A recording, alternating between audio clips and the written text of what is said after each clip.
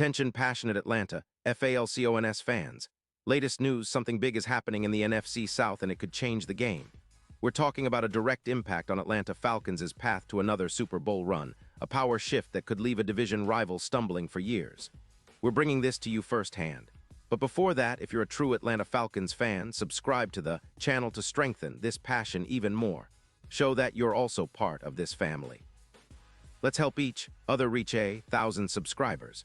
Share with your FRINDS and Atlanta, FALCONS, FANS.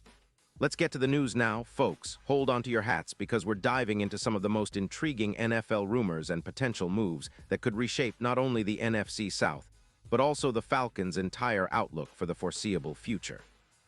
And trust me, this isn't just speculation. It's coming from some of the most trusted sources in the league, including Adam Schefter. The buzz is that the Minnesota Vikings are seriously considering a blockbuster trade that could send one of their top weapons, Justin Jefferson, to Atlanta. Yes, you heard that right. The Vikings, after a shaky start to 2025 with a 3-4 record and a defense giving up 27 points per game, are eyeing a rebuild. And part of that plan might involve shipping out their all-pro wide receiver, Justin Jefferson, in exchange for a first-round pick in the 2026 draft. Now, why would the Vikings do such a thing? Well, there's a lot to unpack there. For starters, the Vikings are in a bit of a cap crunch right now. With just around $10 million in cap space, they're looking to free up about $22 million by trading Jefferson, who is currently earning around $28 million in 2026. This kind of cap flexibility would be a game changer for Minnesota, especially as they look to rebuild with a younger core after signing Darnold to a hefty extension last offseason, costing them around $45 million annually. It's clear they're shifting gears, focusing on developing younger talent and maximizing their draft assets. Jefferson, a 26-year-old top 10 NFL wide receiver, is exactly the kind of player who could turbocharge Atlanta's aerial attack, especially considering the team's current injury issues at wide receiver. Let's get into Jefferson's profile for a moment, because this is a player who has been nothing short of spectacular since he was drafted in 2020. He's the first overall pick that year and has quickly established himself as one of the league's premier playmakers.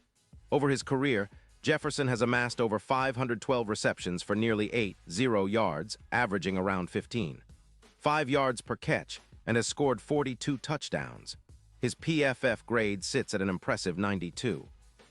Which puts him at the top of the league among wide receivers, and his EPA per target is plus 0.28, indicating his efficiency and impact on the field.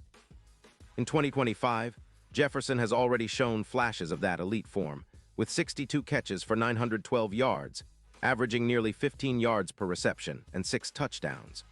His yards after catch on average is around 6.4 yards per reception, and he maintains a 85% catch rate, with contested catches at a remarkable 75%, placing him among the most reliable and explosive receivers in the NFL. Despite some minor hamstring issues in Week 4, he's been on the field for 92% of snaps, demonstrating his durability and importance to the Vikings' offense. His 4.29-second 40-yard dash showcases his explosive speed, which is a huge factor in deep routes, where he's comparable to some of the best in the league like Tyreek Hill. His long catch of 82 yards in Week 2 is a testament to that explosiveness. Now, why is this a potential game changer for the Falcons? Well, let's look at the team situation. Atlanta, sitting at 3-4 in 2025, has faced some offensive struggles, particularly at the wide receiver position.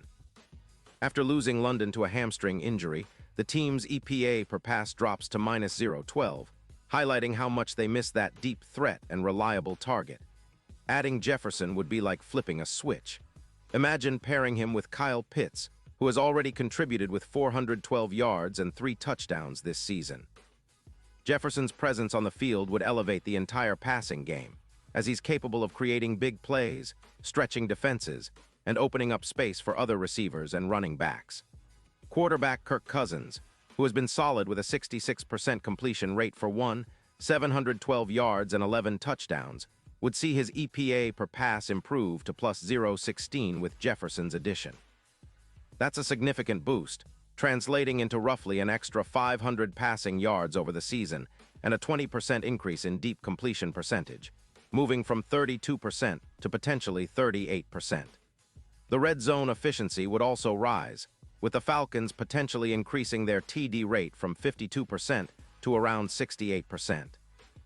That kind of production can be the difference between winning and losing tight games, especially in the NFC South, where defenses like the Saints are giving up only 4-8 yards per pass attempt, and every big play matters immensely. Let's not forget the influence Jefferson could have in the playoffs. When he was traded from the Rams to the Vikings last year, he instantly boosted their offense by around 220 yards per game, making their passing attack significantly more threatening. For Atlanta, acquiring a player of Jefferson's caliber is not just about regular season stats. It's about positioning themselves as a serious contender come playoff time. His ability to reduce sacks, something the Falcons have struggled with this year, allowing 24 sacks, means more time for Cousins to find him deep downfield, creating those explosive plays that can change the outcome of a game. And speaking of explosiveness, Jefferson is a master at making big plays. Over 45% of his targets go for more than 20 yards. That kind of vertical threat is exactly what the Falcons need to diversify their offense and keep defenses honest. Right now, Atlanta's offense has been somewhat predictable, and defenses can double-team Pitts or clog the middle. Jefferson's speed and route running can create the separation needed for those deep shots, which can swing momentum and energize the offense. Now, looking at the bigger picture, this potential trade could be a catalyst for the Falcons to elevate their chances of reaching the Super Bowl. Currently, their odds are around plus 120,000, which isn't great, but with Jefferson in the mix, those odds could improve dramatically to around plus 5,000 according to some betting models. That's a huge jump. Why? Because Jefferson's presence would give Atlanta a true X factor, an elite playmaker capable of breaking defenses in man coverage, especially against teams like the Buccaneers, who struggle against deep threats and give up 1 yards per reception. His speed and ability to make contested catches in the red zone could lift Atlanta's red zone TD rate from 52% to nearly 70%, making those crucial scoring opportunities much more consistent.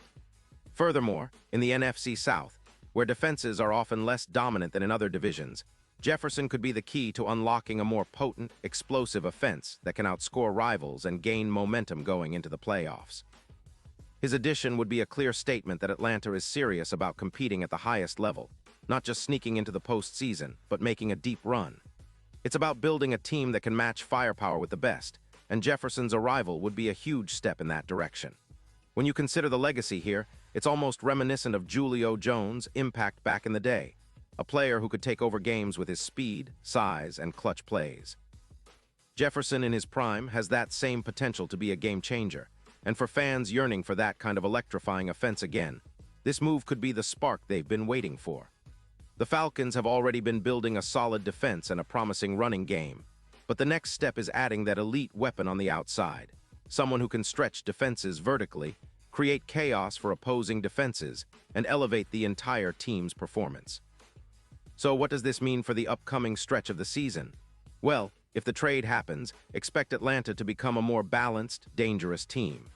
Jefferson's speed and hands could turn close games into blowouts, and red zone efficiency could skyrocket. It also puts pressure on NFC South rivals to respond because the Falcons would be upgrading their offense significantly. The division is already competitive, with teams like the Saints and Bucs vying for supremacy, but adding a player like Jefferson shifts the balance of power.